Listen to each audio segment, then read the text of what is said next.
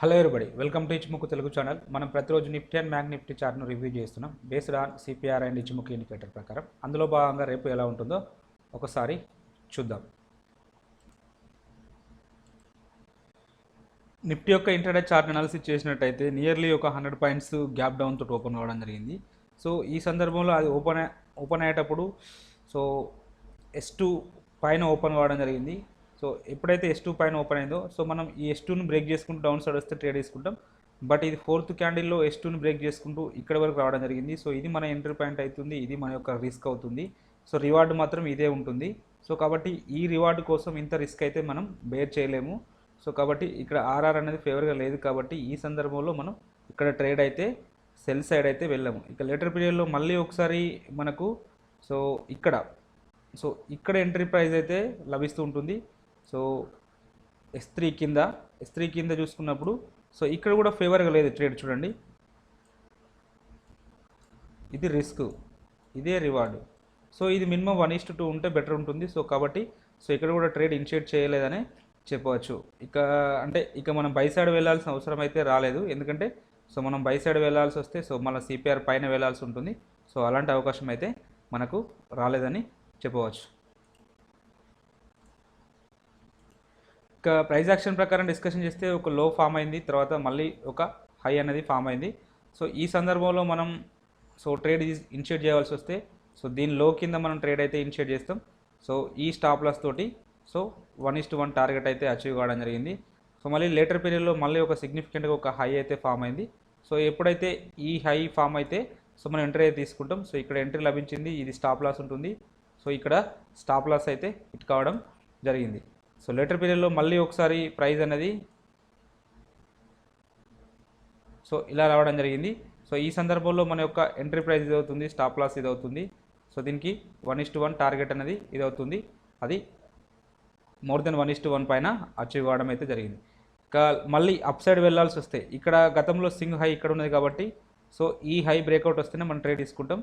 So with stop loss of this one so అది achieve కావడం అయితే జరిగింది. సో ప్రైస్ యాక్షన్ ప్రకారం so only one trade is stop loss hit అయింది, మిగతావన్నీ సో టార్గెట్ అయితే అచీవ్ కావడం అయితే జరిగింది. ఇక సప్లై డిమాండ్ జోన్స్ గురించి డిస్కషన్ చేస్తే మనం ఇక్కడ ఒక జోన్ ఇవ్వడం జరిగింది. సో ఈ జోన్ గతంలో ఇవ్వబడింది, నిన్న కాదు. సో ఏప్రిల్ ఫస్ట్ రోజు ఇవ్వడం జరిగింది. సో ఈ జోన్ ప్రకారం ఇక్కడ మనకు సో ఇక్కడ నిన్న ఇవ్వబడిన ఈ జోన్ కిందనే ఓపెన్ అయింది. సో కాబట్టి ఇక్కడికి మళ్ళీ పుల్ బ్యాక్ రాలేదు, దగ్గర వరకు వచ్చి సో వెనుకకైతే రావడం జరిగింది. సో ఎనీహౌ మనం దాన్ని టచ్ చేస్తేనే ట్రేడ్ తీసుకుంటాం. కాబట్టి ఈ జోన్ అయితే సో మనకు ట్రేడ్ ఆపర్చునిటీ ఇవ్వలేదు.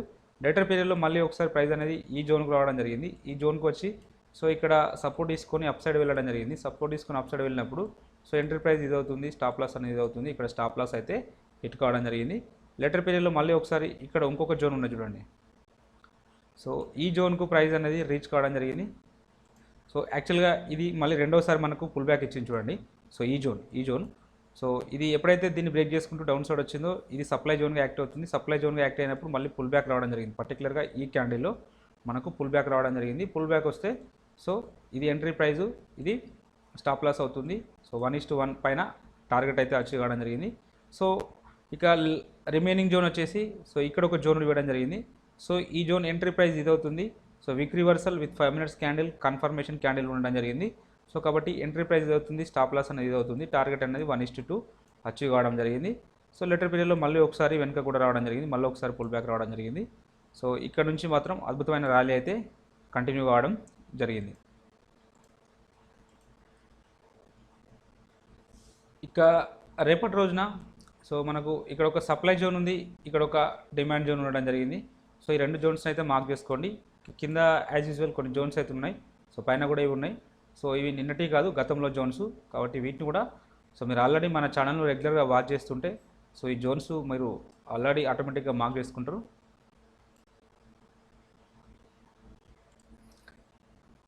నిఫ్టీ యొక్క ఆప్షన్ చైన్ డేటాను పరిశీలించినట్టయితే హైయెస్ట్ ఓపెన్ ఇంట్రెస్ట్ అనేది కాల్ సైడ్లో ఇక్కడ బిల్డప్ అయింది. సో 17,600 దగ్గర బిల్డప్ అయింది. సెకండ్ హైయెస్ట్ ఓపెన్ ఇంట్రెస్ట్ అన్నది 17,800 దగ్గర బిల్డప్ అయింది. నిఫ్టీ అప్ సైడ్ వస్తే ఫస్ట్ రెసిస్టెన్స్ సెకండ్ రెసిస్టెన్స్ ఇక్కడ ఉండడానికి ఛాన్స్ అయితే ఉన్నది. ఇట్లా సిగ్నిఫికెంట్గా ఒక్కరోజు హైయెస్ట్ ఓపెన్ ఇంట్రెస్ట్ అనేది ఇక్కడ బిల్డప్ అయింది.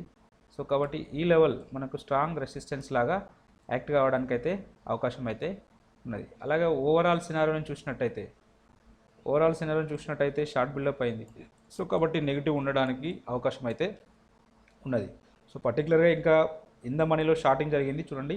సో ఇన్ ద మనీలో షార్టింగ్ జరిగినప్పుడు సో డెఫినెట్గా ఎక్కువ శాతం గ్యాప్ డౌన్లో ఓపెన్ కావడానికి అయితే అవకాశం అయితే ఉంటుంది. ఇంకా పుట్ సైడ్లో చూసినప్పుడు హైయెస్ట్ ఓపెన్ ఇంట్రెస్ట్ ఉన్నది 17,500 దగ్గర ఉన్నది. సెకండ్ హైయెస్ట్ ఓపెన్ ఇంట్రెస్ట్ ఉన్నది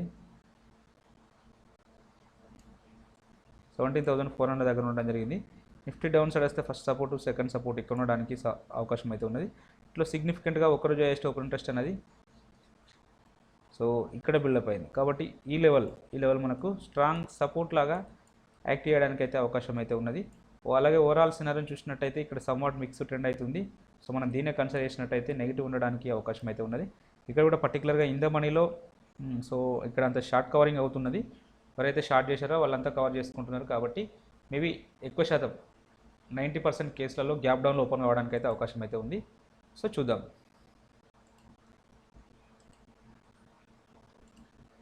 ఇంకా ఇచిమోకి ఇండికేటర్ ప్రకారం సో ప్రైస్ అయితే కన్వర్జన్ లైన్ కింద ట్రేడ్ అవుతూ ఉంటుంది.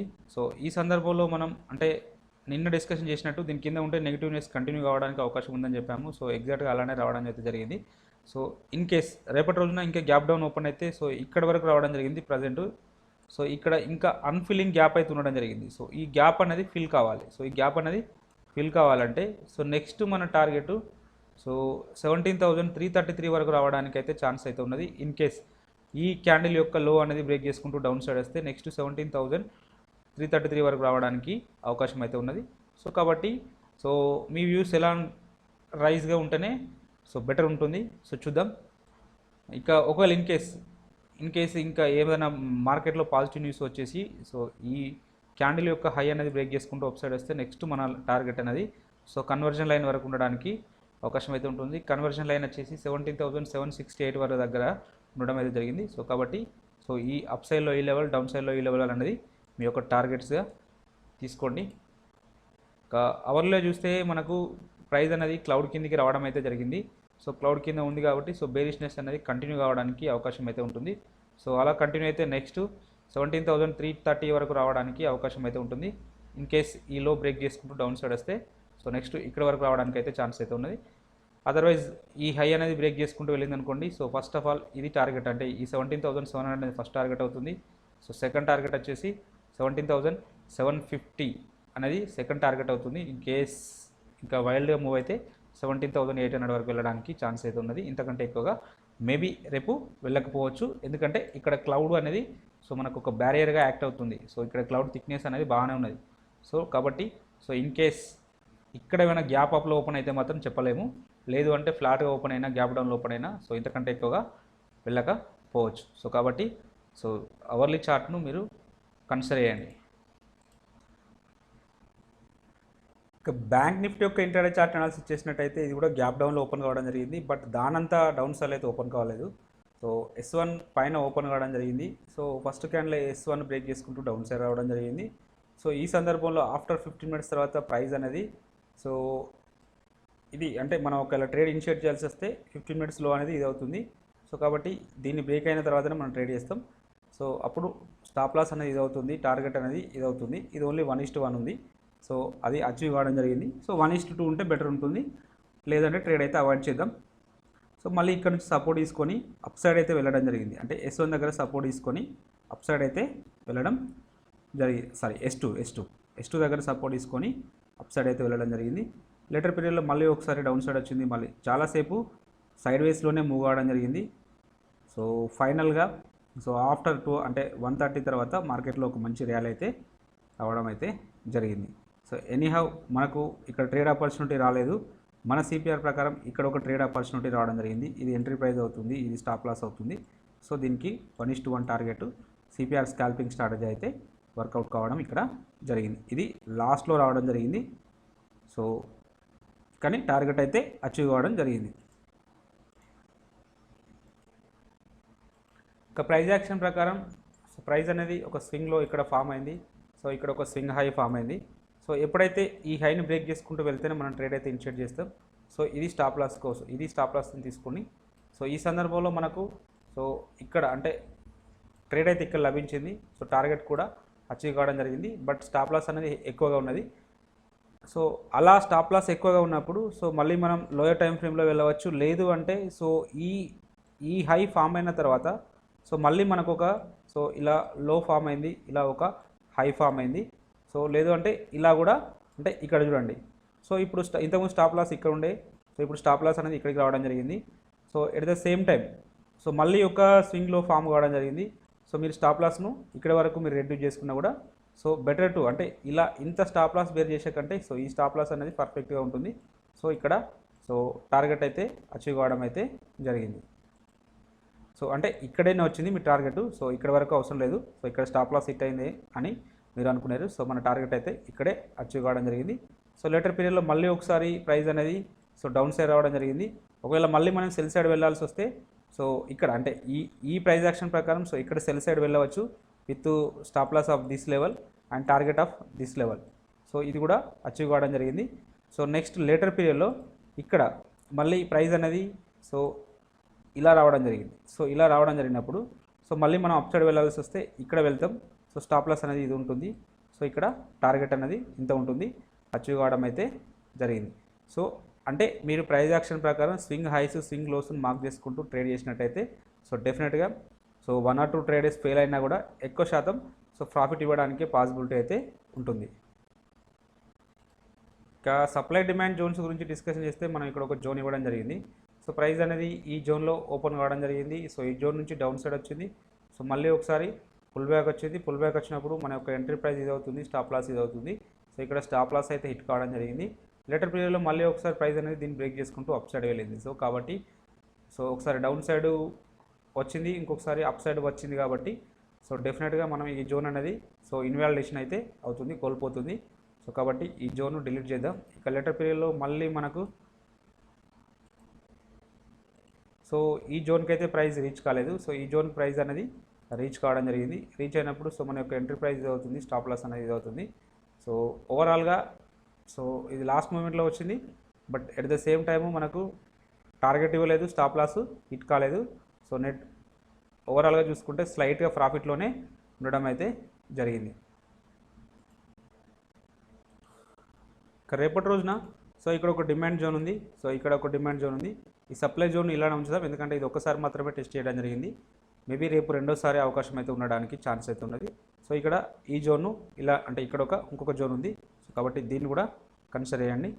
సో ఇది బ్రేక్ అండ్ రిట్రెస్ట్ స్ట్రాటజీ ప్రకారం వర్క్ అవ్వడానికి అయితే అవకాశం అయితే ఉంటుంది ఈ జోన్. సో కాబట్టి ఈ జోన్ కూడా ఉంచండి. ఇక బ్యాంక్ నిఫ్టీ యొక్క ఆప్షన్ చైన్ డాటాను చూసినట్టయితే హైయెస్ట్ ఓపెన్ ఇంట్రెస్ట్ అనేది కాల్ సేల్లో వచ్చేసి 38,000 దగ్గర ఉన్నది. సెకండ్ హైయెస్ట్ ఓపెన్ ఇంట్రెస్ట్ అనేది సో 38,500 దగ్గర ఉండడం జరిగింది. బ్యాంక్ నిఫ్టీ అప్ సైడ్ వస్తే ఫస్ట్ రెసిస్టెన్స్ సెకండ్ రెసిస్టెన్స్ ఇక్కడ ఉండడానికి అవకాశం అయితే ఉంటుంది. వీటిలో సిగ్నిఫికెంట్గా ఒక్కరోజు హైయెస్ట్ ఓపెన్ ఇంట్రెస్ట్ అనేది సో ఇక్కడ బిల్డప్ అయింది. సో కాబట్టి ఈ లెవెల్ అనేది మనకు స్ట్రాంగ్ రెసిస్టెన్స్ లాగా యాక్టివ్ కావడానికి అయితే అవకాశం అయితే ఉన్నది. సో అలాగే ఓవరాల్ సినారీని చూసినట్టయితే సో సమ్వాట్ ఇక్కడ మనకు షార్ట్ కవరింగ్ లాంగ్ అన్వైండింగ్ జరుగుతున్నట్టు మనకు అనిపిస్తుంది. సో కాబట్టి దీని ప్రకారం అయితే ఏమీ కంక్లూడ్ చేయలేము. ఒకసారి ఈ డాటాను చూద్దాం. పుట్ సైడ్ డాటాను చూసినాక ఒక క్లారిటీ వస్తుంది. Put side highest open interest వచ్చేసి సో 37,000 దగ్గర ఉన్నది. సెకండ్ హైయెస్ట్ ఓపెన్ ఇంట్రెస్ట్ ఉన్నది 37,500 దగ్గర ఉన్నది. So bank Nifty down side వస్తే ఫస్ట్ సపోర్ట్ ఇక్కడ ఉంటుంది, సెకండ్ సపోర్ట్ ఇక్కడ ఉంటుంది. అలాగే వీటిలో సిగ్నిఫికెంట్గా ఒకరోజు హైయెస్ట్ ఓపెన్ ఇంట్రెస్ట్ అనేది ఇక్కడ బిల్డప్ అయింది. సో కాబట్టి ఈ లెవెల్ మనకు స్ట్రాంగ్ సపోర్ట్ లాగా యాక్ట్ కావడానికి అవకాశం అయితే ఉంటుంది. అలాగే ఓవరాల్ సినారీని చూసినట్టయితే సో షార్ట్ బిల్డప్ అయింది కాబట్టి పాజిటివ్ ఉండడానికి అవకాశం అయితే ఎక్కువగా ఉన్నది.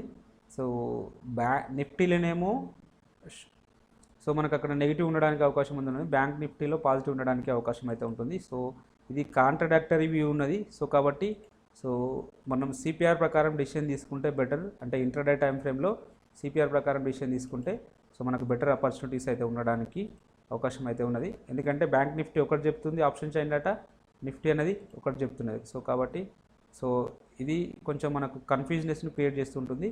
సో సిపిఆర్ ప్రకారం ట్రేడ్ తీసుకోండి with in the intraday time ఫ్రేమ్లో. ఇక ఇచ్చుముఖి ఇండికేటర్ ప్రకారం అనాలిసిస్ చేసినట్టయితే ప్రైస్ అనేది క్లౌడ్ పైన ట్రేడ్ అవుతుంటుంది. సో కాబట్టి బుల్లిష్నెస్ ఉండడానికి అవకాశం అయితే ఉంటుంది. సో ఇదంతా కన్సల్టేషన్గా మనం కన్సిడర్ చేయవచ్చు. సో ఎప్పుడైతే ఈ లెవెల్ బ్రేక్ చేసుకుంటూ అప్ సైడ్ వెళ్తే మాత్రం సో డెఫినెట్గా మన నెక్స్ట్ టార్గెట్ అనేది సో ఇది అవుతుంది. సో 39,000 వరకు వెళ్ళడానికి ఛాన్స్ అయితే ఉంటుంది అప్ సైడ్లో.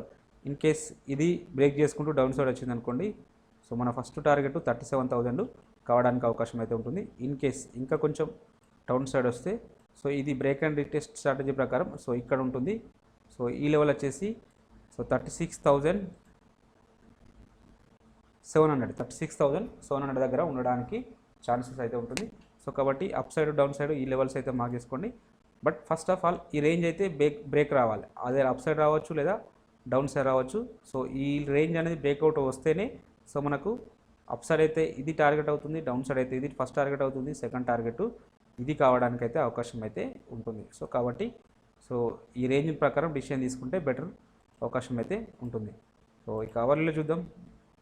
సో అవర్లీలో న్యూట్రల్గా ఉంది, ప్రైస్ అనేది విత్ ఇన్ ద క్లౌడ్లో ఉంది కాబట్టి న్యూట్రల్గా ఉండడానికి అవకాశం అయితే ఉంటుంది. సో కాబట్టి వన్స్ ఈ లెవెల్ అంటే ఈ ఎంటైర్ సో ఈ జోన్ ఐదర్ అప్ సైడ్ కానీ డౌన్ సైడ్ కానీ బ్రేక్అవుట్ వచ్చే వరకు వెయిట్ చేస్తే బెటర్ ఉంటుంది. సో అవర్లీలో కూడా సేమ్ సినారియో. సో అప్ సైడ్లో ఫస్ట్ టార్గెట్, సో డౌన్ సైడ్లో ఇది ఫస్ట్ టార్గెట్ అవుతుంది 37,000 అనేది, సెకండ్ టార్గెట్ అనేది సో ఇక్కడ ఉంటుంది. సో ఈ లెవెల్ 36,500 దగ్గర ఉంటుంది కాబట్టి ఈ లెవెల్స్ని మార్క్ చేసుకోండి. ఎఫ్ఐ డేటా చూసినట్టయితే సో వీళ్ళు -3,128 crores వీళ్ళు సెల్ చేయడం జరిగింది. సో ఇది బిగ్ నెంబర్. సో వీళ్ళు మళ్ళీ కంటిన్యూగా సెల్ చేయడం స్టార్ట్ చేశారు. సో మార్కెట్ మరి ఎటు సైడ్ వెళ్తుందో చూడాలి. మళ్ళీ మన వాళ్ళు బై చేశారు. సో చూద్దాం ఏం జరుగుతుందో. ఎక్కువ శాతం నెగిటివ్నెస్ కంటిన్యూ కావడానికైతే అవకాశం అయితే ఉన్నది.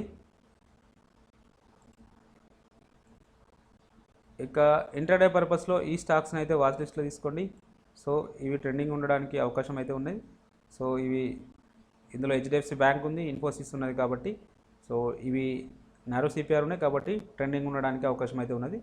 సో వీటిని వాచ్ లిస్ట్లో పెట్టుకొని చూడండి, అబ్జర్వేషన్ అయితే చేయండి. మీకు ఈ కంటెంట్ నచ్చినట్టయితే తప్పక లైక్ చేస్తూ షేర్ చేయగలరు, అలాగే సబ్స్క్రైబ్ చేసుకోగలరు. Thank you everybody.